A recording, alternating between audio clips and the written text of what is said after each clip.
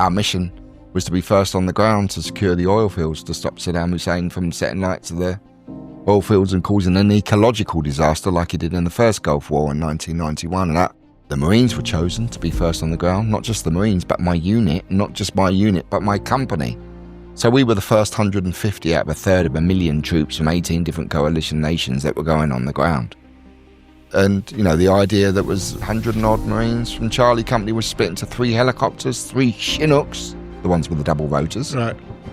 And we were going to be flown in at night time by helicopter to secure the oil fields, so that the rest of the influx of the invasion could take place. You know, the idea was we had to get an analyst and Navy SEAL teams into a position to be able to plug a computer in to take control of the flow of the oil. Well, a very senior officer came up who was working in intelligence and said that, you know, we've assessed the mission and looked at the intelligence and assessed that your chances of completing the mission successfully, bearing in mind the Iraqis knew we were coming, we've assessed your chances of success and completing the mission and surviving the day as around 20%. 20% chance of surviving the day. I mean, in reality, just think about if someone said that to you now, here. We'd planned and trained hard for this operation. Every Marine knew what they were doing. But we also had that element of adaptability and flexibility to be able to expect the unexpected. Train hard and fight easy. This was the fight. This was where it all pays off. And if you've done the hard yard, you know that you're ready. And that feeling of fear of failure, fear of the unknown, fear of not being good enough, you know, that did come in fleetingly when you're in the helicopter and you've got 100 and odd pounds on your back and you're all stood up, crammed in like sardines, and it's 56 degrees Celsius and you've got helmet and body armour on.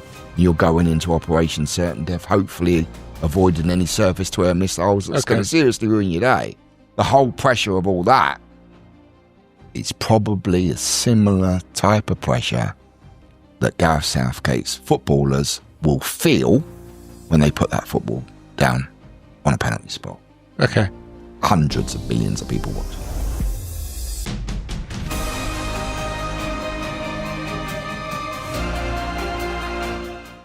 Scotty, let's turn on to one of your favourite subjects, football. Tell me, prior to them coming, I understand that Gareth Southgate liaised with you guys to bring the England football team before the European finals, right, to Livingston. Is that correct? Yeah, before the World Cup of 2018. Cup. So what it was one of his backroom staff had a really positive experience of working with the Marines because he'd come down with Sir Clive Woodward all those years ago, back in 2002, and had a really positive experience. And now he works for Gareth Southgate, or he did do. And he said, you know, if we're serious about trying to win our own World Cup of football, we need to give the Marines a shout. And that's exactly what they did. And they come down, we put them through their paces. Just before I speak about that, you know, those moments in sport where you catch your breath, where something great is going to happen. It's something that's always inspired me. I've loved watching those videos of Muhammad Ali and Tiger Woods and David Campese and Rocky Marciano. Those moments I've loved. And you know, as a youngster growing up, I class myself as a sportsman as well. I've represented the Marines at 13 different sports. I'm very proud of that, Marines and the Navy. And I love sport. And for me to then get involved with working in high-performance sport has been a real privilege, you can imagine. And my actual first experience of working alongside high-performance sport was whilst I was still in the Marines. One of the sergeants came up to me and said, Scotty, you know, I've had a call from the American team for the America's Cup. Right. Team Oracle, owned by the world's second, now first. He's now the richest man. My son works for him. So he's worth a few hundred billion, I think, actually. Does he? Is he? And what it was, they asked for an independent team, not Americans, to go over. They'd heard about the Royal Marines. They gave my sergeant a call and he said, Scotty, you know, you'd be great at this. Why don't you come over with us? And we went over to California for a week and we worked with this team. It's about 150 from the yachting team. Okay. And as soon as we arrived, we met the team, you could tell that something was not right. There was a disconnect. And this team's got unlimited funding. They've got the best sailors, the best producers, the best designers, the best builders, the most resource, yet they'd won nothing. In fact, they were the opposite. And it was really easy to see that this was a disconnected team with a toxic element. That the builders hated the designers hated the racers hated the captain didn't like the owner, la la la la la. And it's the opposite of what the components of what a high performance team should look like. And it's no wonder that they never won anything. And it was really easy and very interesting for me to see that a lot of the crossover and synergy behind building winning teams, as we do in the Marines, linked directly over into a sports team. It's the first time I'd seen it. And I thought, hold on a minute. So there's a transfer of that theory into sports teams? Yeah, first time I saw it for real, and I watched that team change before our very eyes. Then went on to go and do really well. I'm not saying that's the reason, but it certainly had an influence. And then we worked with the England rugby team, and then ultimately, then Gareth brought his team down. And so we make sure we get the balance. You also work with the England hockey team as well. Yeah, Team GB hockey women's team. They went on to go and win a bronze medal at a home Olympic Games, led by the incredible Kate Richardson-Walsh. She's still a friend of mine. So tell me, what's the fundamental difference in the teams between men and women? Okay, so I've got an idea of this. I've worked with enough men's and women's teams now to be able to make probably what's a generalisation, which is sort of what you're after, I think. I think generally, from the teams that I've seen, the women's teams often struggle with that belief that they can truly do it. Whereas they have a really strong connection, family feel, sense of belonging. And the men are the opposite. All right. They're not so tight, but often have belief that they can do it. I'm generalising, but that's what I've seen in my experiences. Okay. So your hero now, Gareth Southgate, is about to come. Tell me, when you first met Gareth, give me your first impression. He's a smashing chap. First of all. Smashing in what way? Yeah, just listens to you. And first impressions was genuine guy who was really fascinating to speak to and to listen to, who really cares. So I built up a connection with him straight away because we sort of saw things eye to eye, I think. Interestingly, I was there in that Wembley Stadium when he missed his penalty at the Euros. I was there. Followed England football teams to World Cups and European Championships as a fan for many years. So I have the chance to influence a football team. An England football team was something which was amazing. And I thought it was really important to get alongside Gareth straight away and to speak to him. And I said, look, what is it you think us Marines can help you with? And he said, Scotty, you know that our previous teams have been paralysed through fear of failure. Say that again. Paralysed through fear of failure. When you break it down, that's so fundamental. And, he said, our teams keep doing the same thing over and over again, getting the same outcomes over and over again. We've just been speaking about that. Right, okay. And, he's been asked to come in, shake things up a little bit. He's got different methods and different ideas. Highly articulate and intelligent man.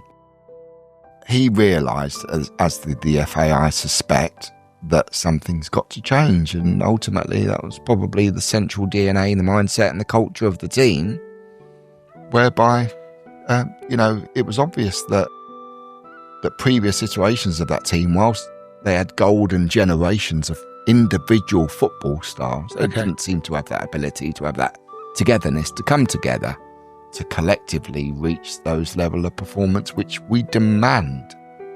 Great weight of expectation of a nation for our football team to deliver. It's our national sport. Okay.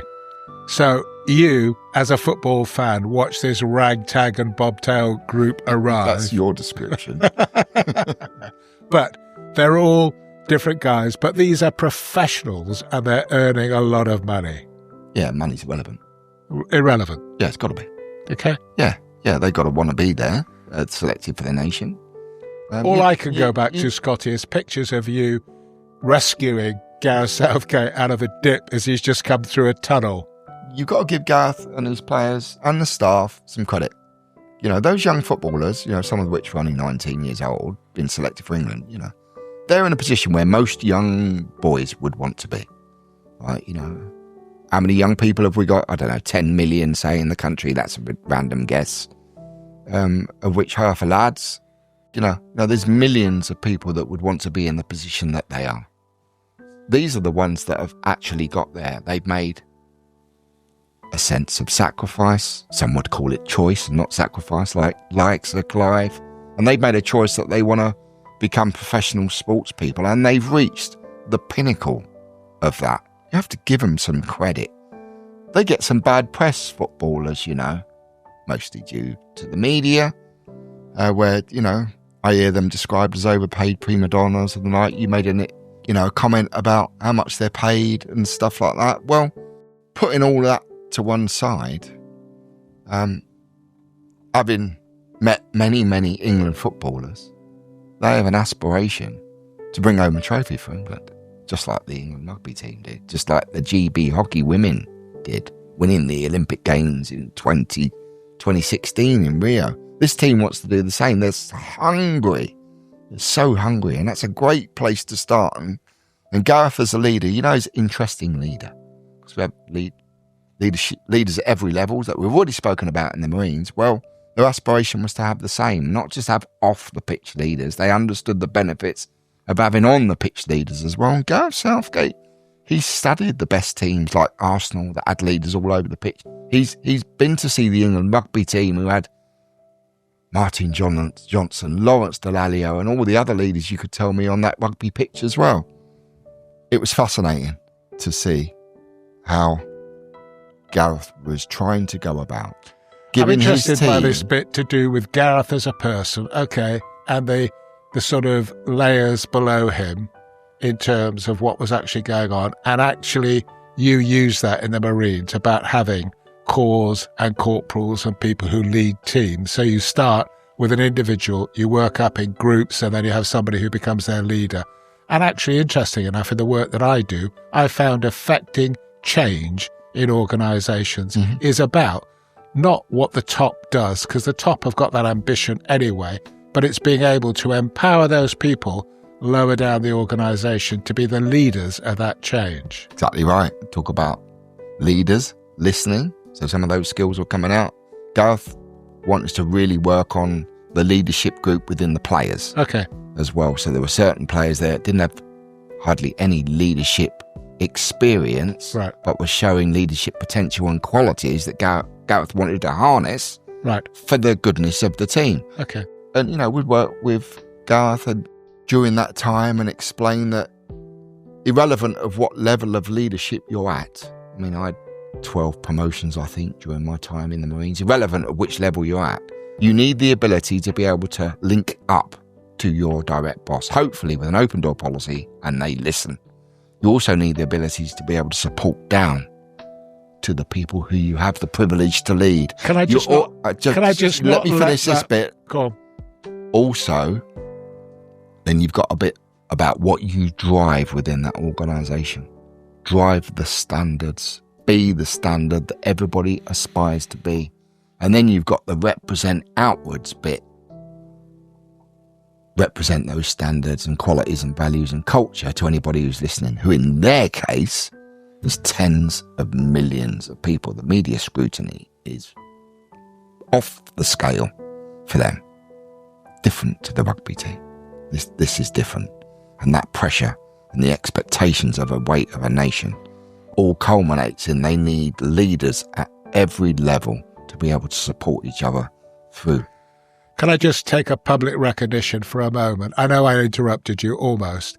Was to say, for somebody who's had a career like yours and be promoted 12 times, that is extraordinary. Well, congratulations. Thank you. That's a lovely thing to say. But of course, you know, so many people at every level there have invested their time in to make me a better leader. So that's put me in a position to be able to compete for some of those roles, which I feel very proud of. I'm very thankful. Okay.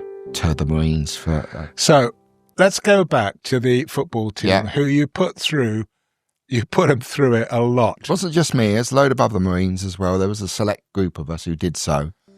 And the idea, once again, was, bearing in mind, it's very difficult. Let's think about penalty kicks. Okay, That's what people think of. It's more than that, obviously.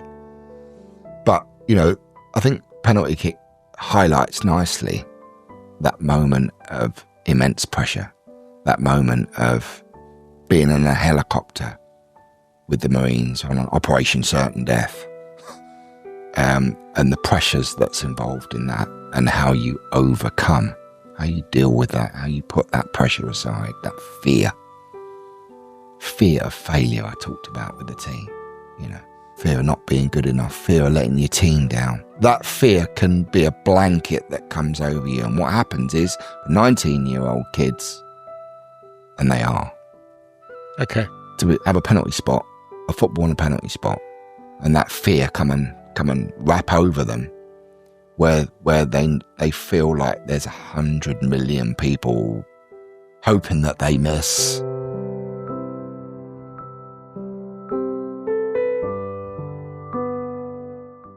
So we put it into some sort of context, Scotty. You talk in your book about the fact that when you went to Iraq, the information you were given was that the mission you were about to go on only had a 20% chance of succeeding. That's right.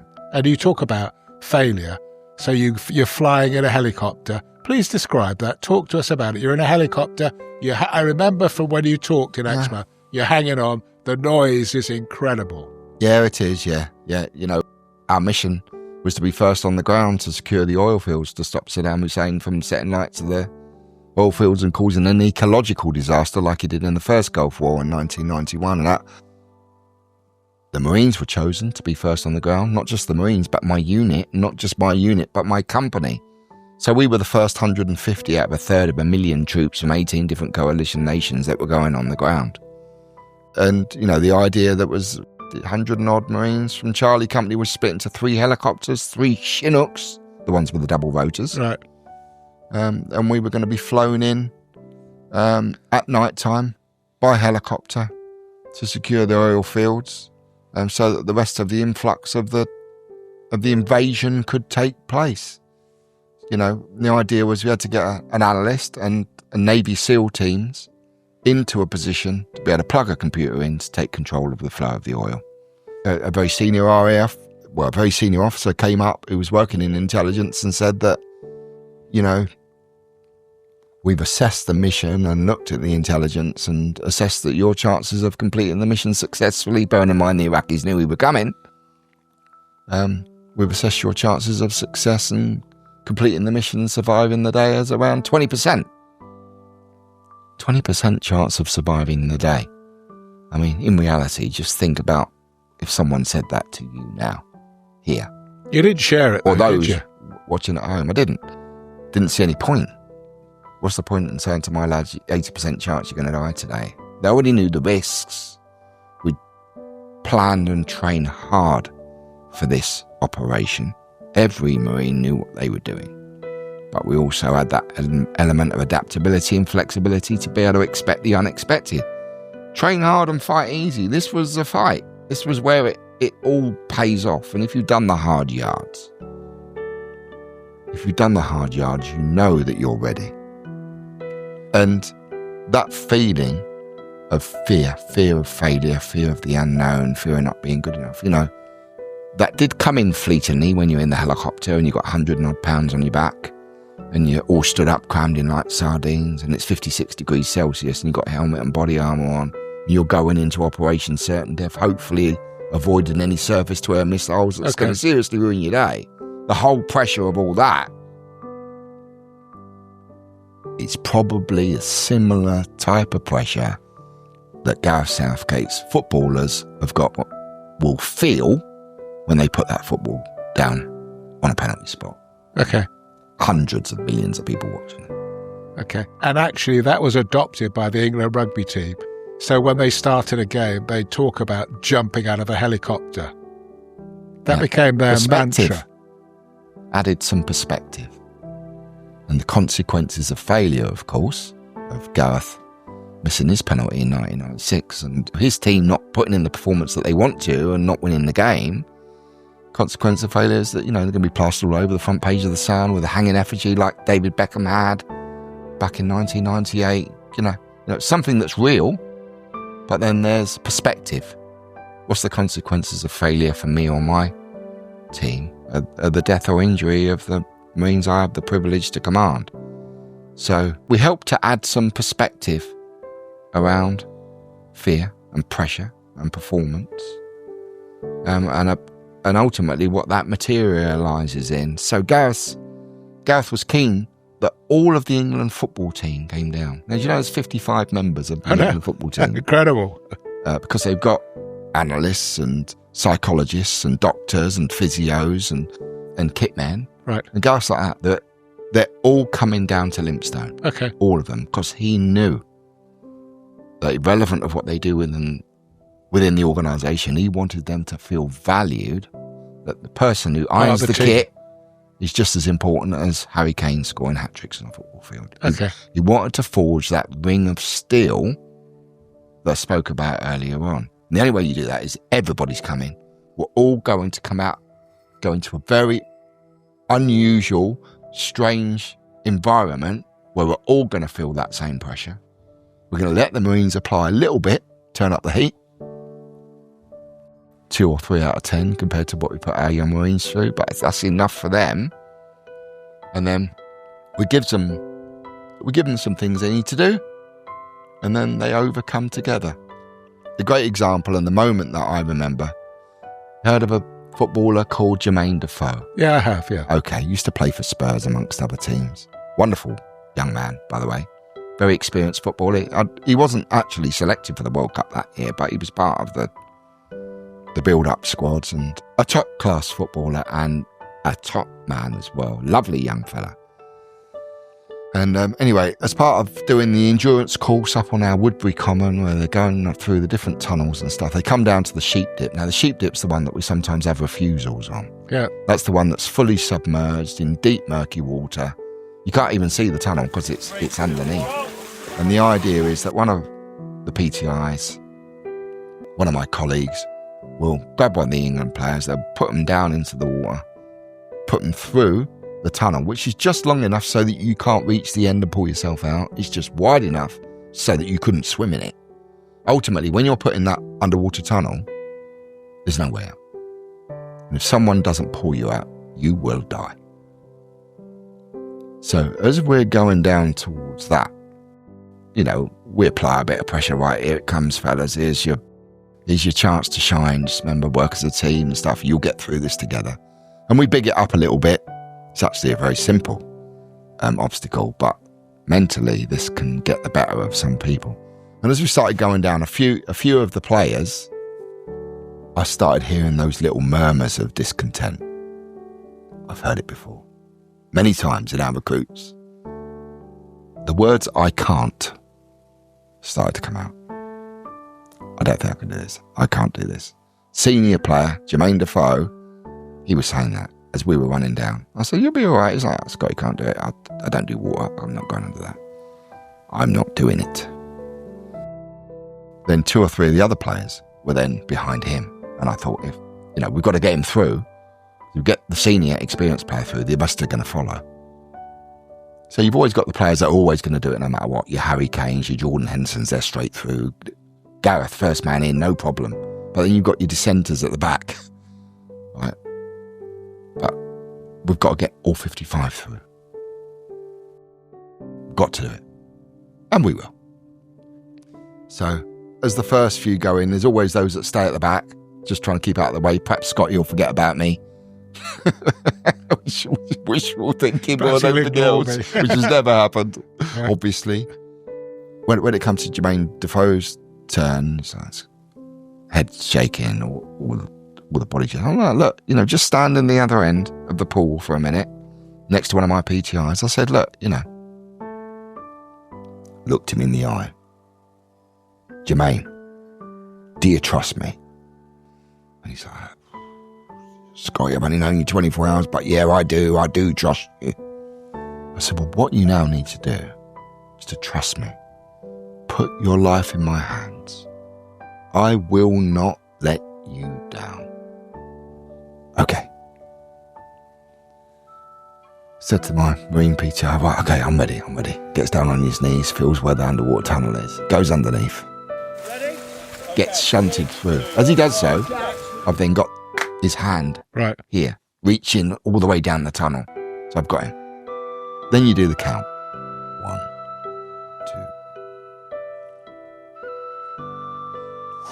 2. Pull him out. Now as he comes out, takes a big gulp of air. And the words that come out encapsulate why Gareth Southgate wanted to bring that team down. He swore. Effing hell! That was like the pressure of taking a penalty for England. And I thought to myself, yes, we've got you. We've reproduced that pressure. You've overcome. You show you can do it. You've all done it together. You built your own ring of steel, and you take this feeling of understanding, adapting and overcoming back into your environment. It's not a wonder that Gareth calls you his 12th man, is it?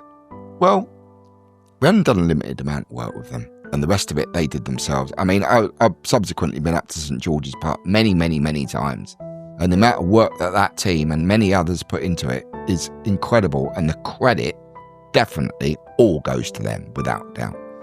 Interestingly, you talk about different types of leaders, Gareth's style of leadership is impressive. I know he's bringing a book out on leadership very soon. He is, yeah. Very impressive and akin to some of the best leaders that I've had the privilege to work under.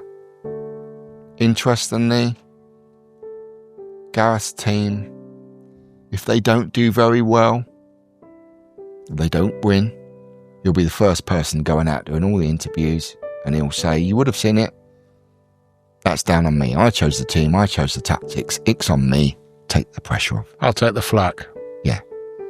But you, alternatively, on top of that, he goes to the next level. Whereas, this is even rarer from my experience of leaders, is that when that team does great and they get success, you won't see Gareth Southgate on any interview. He'll be in the shadows, pushing his team forwards to take the credit and to take the plaudits. That's right up there with some of the best leaders that I've seen. Truly humble, through not just his words, but his actions. Is that something that you really enjoyed, that event? Yeah, the whole interaction all the way through. I'm still in touch with Gareth. Are you? I'm still in touch with the England football team as well. And it's my passion anyway. I could tell that. I've got a bucket list on my phone. No one ever gets to see it, not even the wife. But I'll tell you that one of the 10 things that I have on my bucket list is to watch England win the World Cup. And I'm hopeful that will certainly happen during my lifetime. Okay. Let's just, if we look at football, and you were involved in football, you've done TED Talks, you've done book signings and so forth, and you've got a few videos out on YouTube.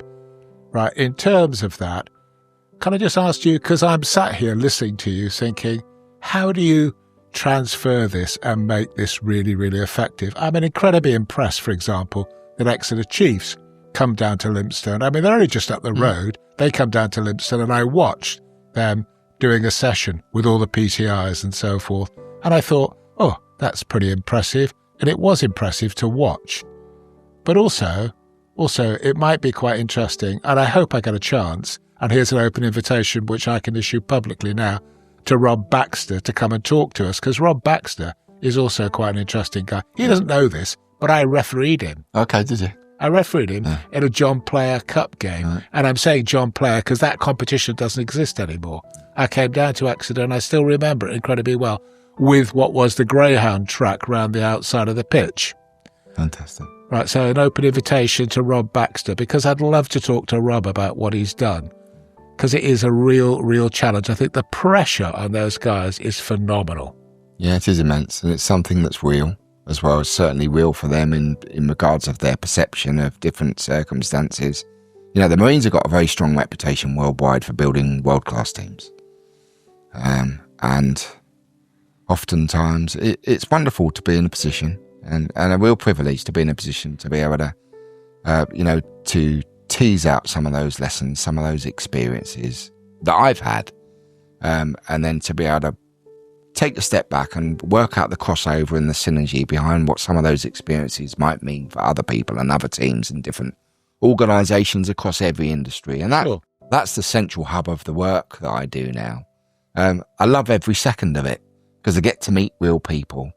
And oftentimes I learn so much myself. Imagine how much I've learned from working with hospitality and pharmaceuticals and retail teams across the whole world. And you know, I get to see a little microcosm of how each of these teams operate and work, and all of them are different. But I can tell you now that every single team that I've had the privilege to work with, they all have an aspiration, bar none, to be world-class. What does a world-class team look like? Well, Scotty's opinion, inspirational leaders, teams that can come together, can perform under pressure, got strong values, and are resilient, can bounce back when things don't go to plan. Can I just ask for a bit of transference? Because, I agree with everything you've just said, and you can look at the success of those. How do we communicate or educate parents in particular who are struggling today to cope with young children and the environment that we're in? Because, for me, my basis, the beginning of my life was all about education and about young people and impressionable young people as well. And I've had some fantastic times. A word you use, and you use it littered all over the place, is privilege. It's been a privilege for me to be involved with them in terms of their development, whoever they are and whatever they've done. But also the realization is there is no manual about being a parent. There is no book to read about being a parent. It's about stitching together a life experience. And you talk about your grandfather, Harry, and what he actually did for you and how his influence affected your life and the things that you do. Yeah, definitely.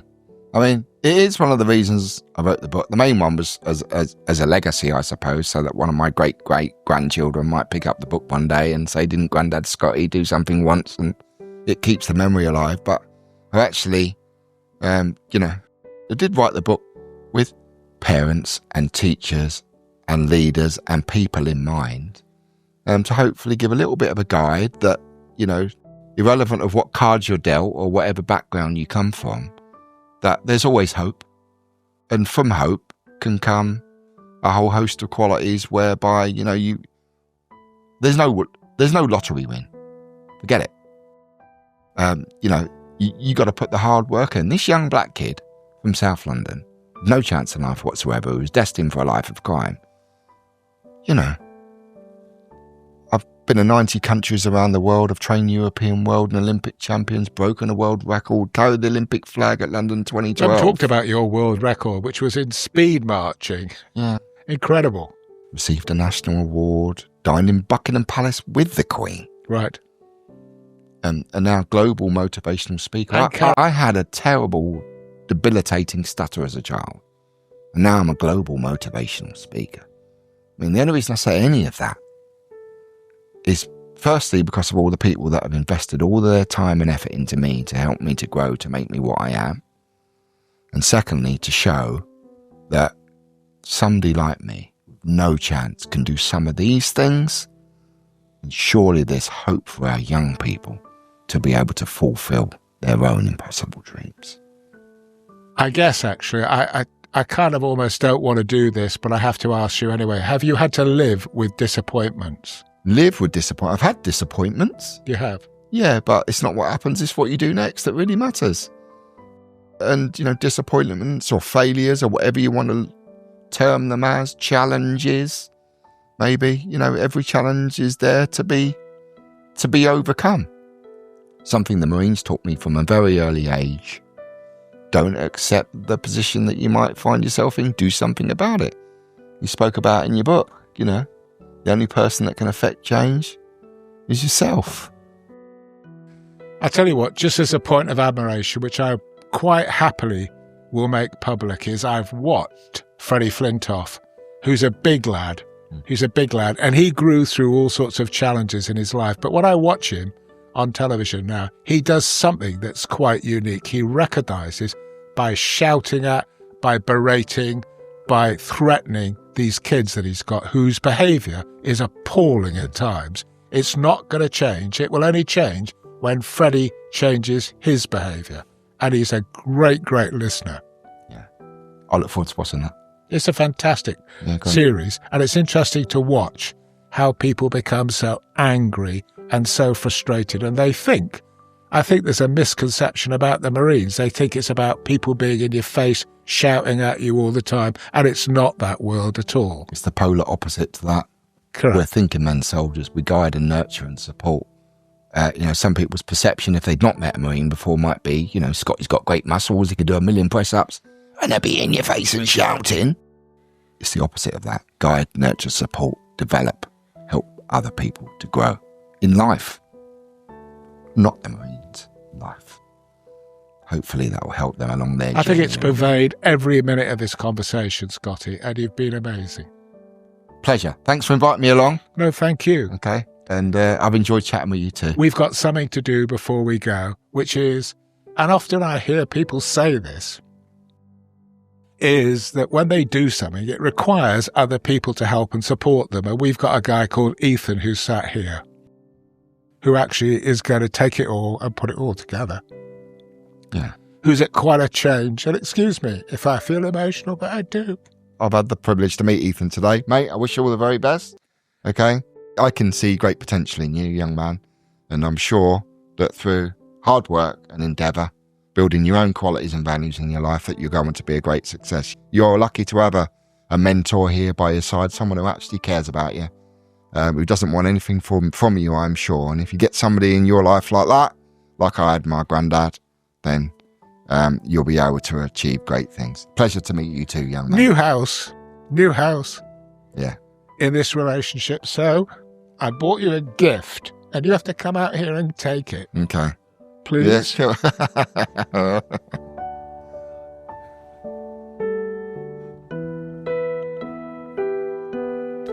For your new house. A Cathy.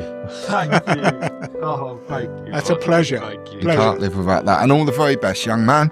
Yeah. Okay, for the future. It's a pleasure to get some love here. Pleasure to meet you too, buddy. Thank you. All Thank best. you. Oh, lovely.